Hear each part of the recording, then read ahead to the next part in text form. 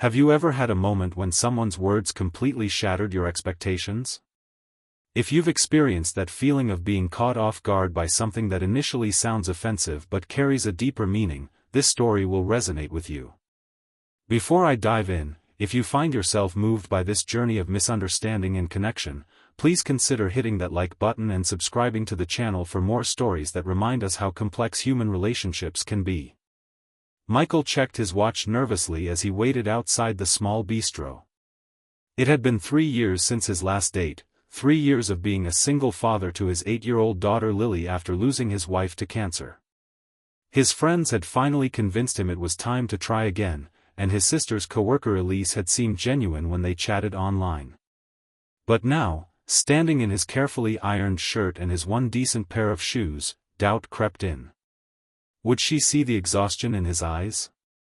Would she run when she learned his life revolved around school pickups and princess movies? When Elise arrived, her warm smile immediately put him at ease. She wore a simple blue dress, her curly hair pulled back, with kind eyes that crinkled when she laughed. Over appetizers, they discovered shared interests in photography and hiking. Michael found himself relaxing, even sharing stories about Lily's recent science fair project, something he usually avoided on first dates. Elise listened attentively, asking thoughtful questions about his daughter. "You have a beautiful home in River Heights, a successful business, and clearly you're an amazing father," Elise commented as they walked along the riverfront after dinner. "Lily is lucky." Michael shrugged, uncomfortable with the praise. "We manage. The business has been good to us. You know." Elise hesitated, then looked directly into his eyes. "Sometimes I wish you were poor." Michael stopped walking. The statement hung in the air between them, strange and jarring. Had he misheard? His mind raced through possibilities. Was this some kind of test? A bizarre joke? Or was she simply showing her true colors, someone interested in his financial status? "I'm sorry," he finally managed, trying to keep his voice neutral while feeling the pleasant evening crumbling around them. Elisa's eyes widened as she realized how her words had sounded. "Oh God, that came out all wrong." Her cheeks flushed. "I meant, it's just that." She took a deep breath. "Can we sit down for a minute?" They found a bench overlooking the water. As the city lights reflected on the river's surface, Elise gathered her thoughts. "When I was 12, she began, my dad lost his job.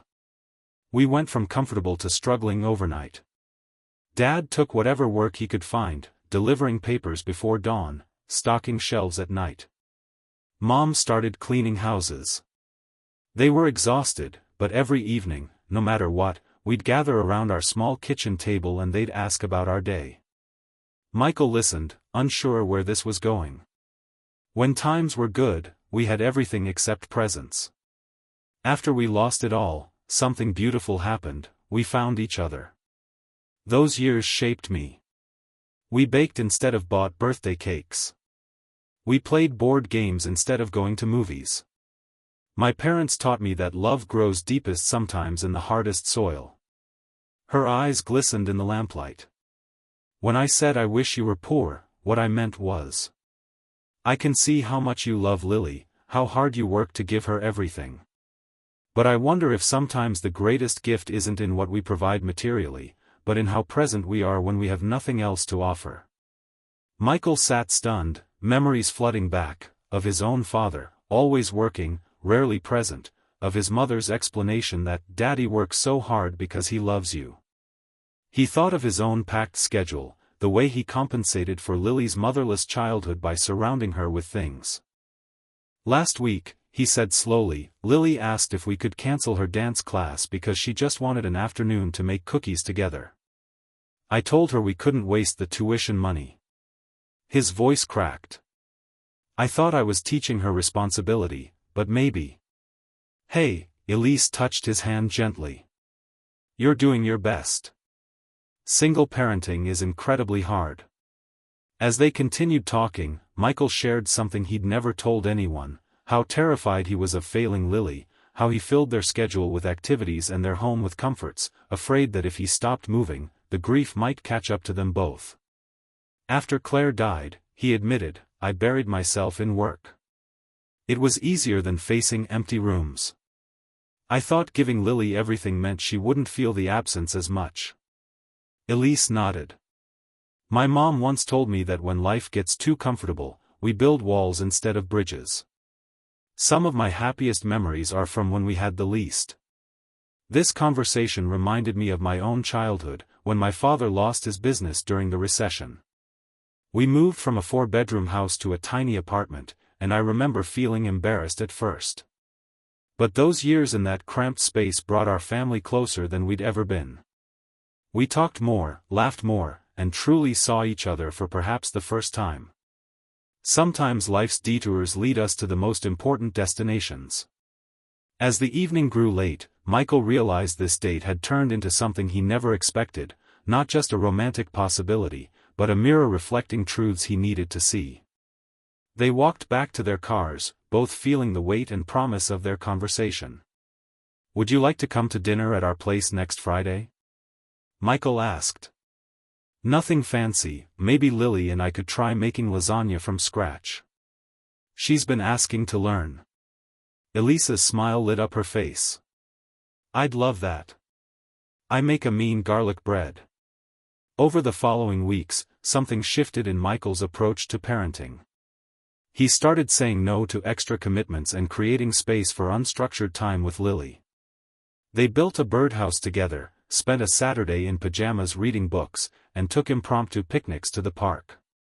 When Lily asked why things were different, he explained that sometimes the best things in life aren't things at all. His relationship with Elise progressed naturally. She never tried to replace Lily's mother but became a trusted friend to them both.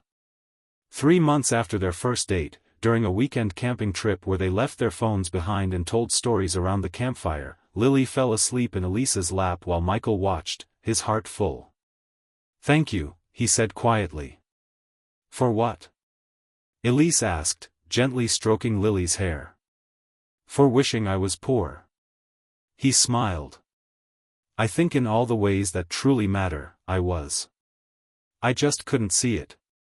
6 months later, Michael made a decision that shocked his business partners. He stepped back from his executive role to a position with fewer hours and less pay. His colleagues thought he was having a breakdown. His parents worried he was being irresponsible. But when he walked through his front door at 5 p.m. instead of 8, when weekends became sacred family time, when he saw Lily flourishing with his presence rather than his presence, he knew he'd made the right choice. One evening, as they prepared dinner together, something that had become their nightly ritual, Elise asked what prompted such a dramatic life change. "I realized I was the richest when I stopped chasing wealth," he said simply. "What you said that night, it changed everything. I was afraid of being poor, but I never understood what true poverty is."